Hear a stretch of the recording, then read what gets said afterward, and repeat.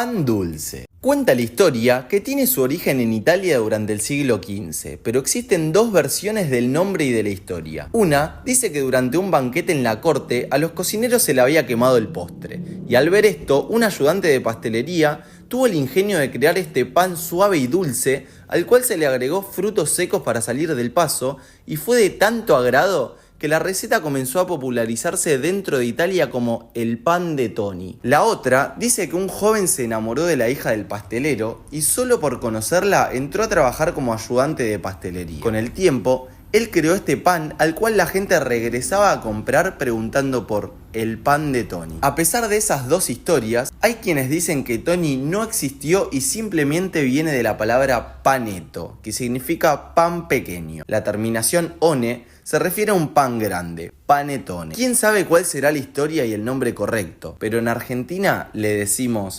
garrapiñadas. Cuenta la historia que su origen está disputado entre los árabes y los egipcios, ya que datan registros antiguos de ambas partes, donde se nombra la caramelización o el almacenamiento en almíbar de distintos frutos secos y frutas.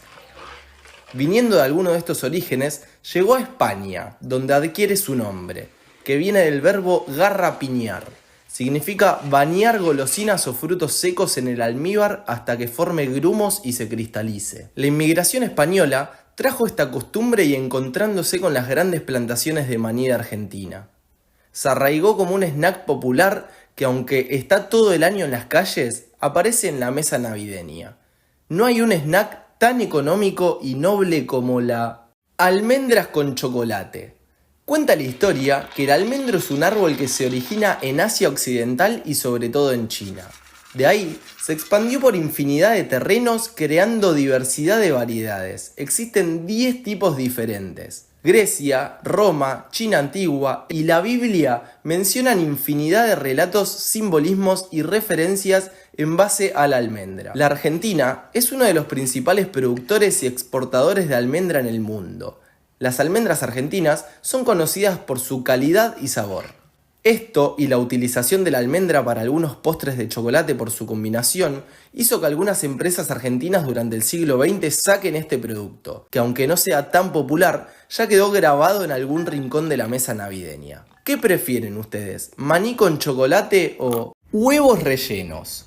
Cuenta la historia que existen muchas versiones, aunque no habría un origen exacto de su creación. Una de las historias dice que su origen viene de la antigua Roma, donde los huevos se solían hervir y servir con una salsa picante y algunas hierbas.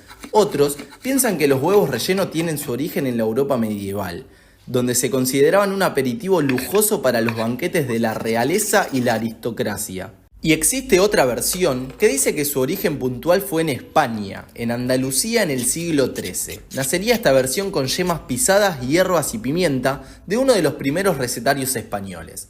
Con el tiempo, se le agregaría pescado o jamón a esta preparación, que tuvo su máxima popularidad llegando a América durante el siglo XX. En Argentina, se incorporaron para las fiestas religiosas con la inmigración, arraigándose a las celebraciones navideñas, ya que resulta un plato fresco y económico para la época. ¿Y ustedes, cómo los preparan? Tomate.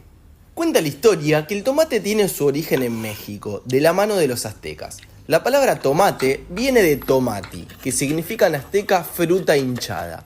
En la conquista, los españoles lo comenzaron a llamar tomate, y aunque fue cultivado por curiosidad botánica y más tarde clasificada como una planta perteneciente a una familia venenosa, fue luego consumida por los españoles, ya que veían que en Mesoamérica se consumía sin problema como un elemento fundamental de la dieta azteca. Así, se extendió rápidamente por toda España y luego por los países del norte de Europa, para más tarde llegar a cada rincón del mundo en cualquier forma o variedad. Si saben, pongan en comentarios. ¿Es una fruta o una verdura el ensalada rusa? Cuenta la historia que la original nace en Moscú y era muy distinta de la que conocemos hoy. Según dicen los registros, fue creada por Lucien Oliver. Este cocinero franco-belga abrió un local en el centro de Moscú junto a un socio, donde servía cocina francesa. Servía un plato con distintos tipos de carnes a la que complementaba con pepinillos, huevos cocidos, aceituna, mostaza, papas y alcaparras. Al observar que la gente lo mezclaba todo en el plato, decidió cambiar la forma de servirlo. Cortó todo en trozos y lo acompañó con mayonesa por encima. De ahí se comienza a popularizar como la ensalada de Oliver o ensalada Oliver.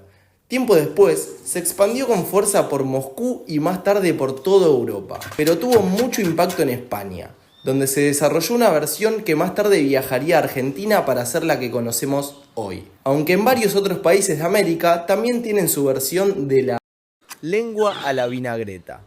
Cuenta la historia que en un principio las cabezas del ganado se desechaban junto con los órganos. Al pasar hambre, muchas familias recogían estas sobras que quedaban tiradas en el campo y las utilizaban para distintas comidas. Cuando comenzó su consumo se ponía largo rato en la parrilla o directamente al fuego, además de consumirse también en sopas o guisados donde se mezclaban con los órganos y vísceras recuperados. De hecho, existen registros de un guiso, al cual le llamaban olla podrida, y era básicamente un rejunte de sobras y órganos servidos con algunos vegetales. Con el paso del tiempo, comenzó a consumirse fría.